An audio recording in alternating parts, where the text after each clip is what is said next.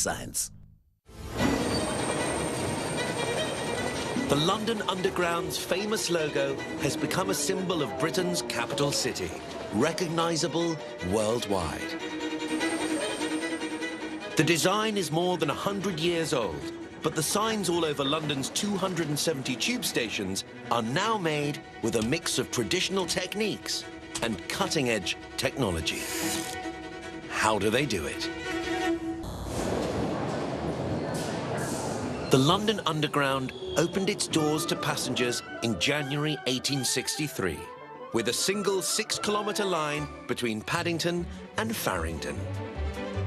It was the world's first underground railway. Now, it carries 5 million passengers a day along a staggering 400 kilometres of track. That's enough to go from London to Paris with some change left over. And you'll find the sign in every station, which is lucky for the 20 million tourists who use them to navigate the city every year. But the famous red and blue sign isn't made in London. It starts life 140 kilometres away on the Isle of Wight. This small island off the south coast of England, best known for beaches and boats, is home to A.J. Wells & Sons Limited. Cedric Wells is one of the sons. We've been making the signage for London Underground for over 25 years. We make most of the signage, including the iconic roundel, the blue and red roundel. All the signs have to be hard-wearing, but this one, for station walls, has to withstand thousands of commuters rushing past it every day.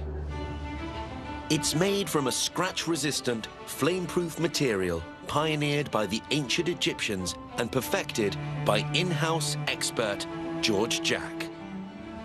Enamel.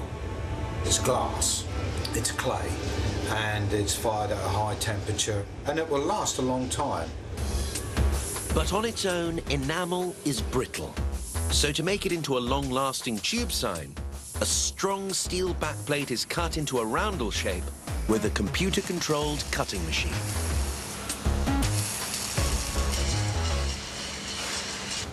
George has been working with enamel for nearly 20 years. I'm not even sure that a lot of people even know what makes an enamel sign. Enamel is a mix of clay, quartz, and small quantities of various powder agents. But without one surprising ingredient, it would crack when being fired. Urea is a naturally occurring chemical found in urine. That allows the enamel, when in the furnace, to elasticate itself so it expands with the metal and contracts without it splitting. Last but not least, the main ingredient of enamel, broken glass. It gives the finished sign its gloss. The glass goes into a milling drum with clay and quartz. This breaks down the glass and mixes it with the powders and water. A few hours of milling turns the enamel mix into a smooth paste called slip. But you can't just slop this stuff onto bare steel with a brush. It needs to go on evenly, or it won't set at the same rate.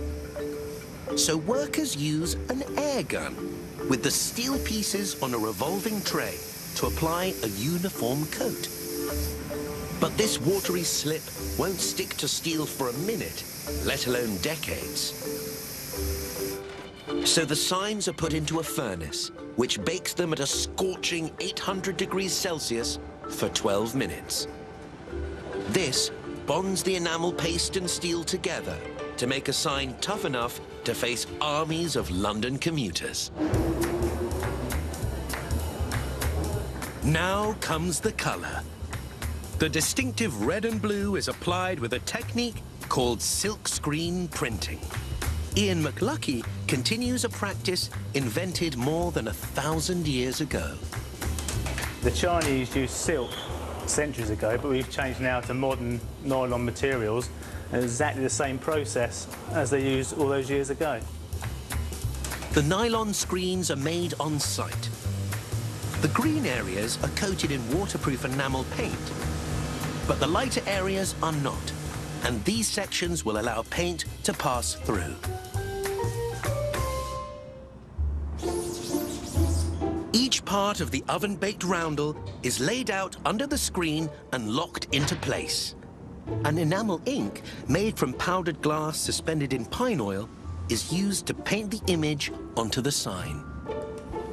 The silk screen acts like a giant stencil. When pressure is applied, the porous silk allows the ink to pass through to the sign. The result is consistent coloring and lettering every time. Now the sections are sent into the furnace one last time. Inside, the enamel ink is fused to the sign, making it virtually impregnable and able to withstand anything London's rush hour can throw at it. The last job is to screw the sections together in a steel frame.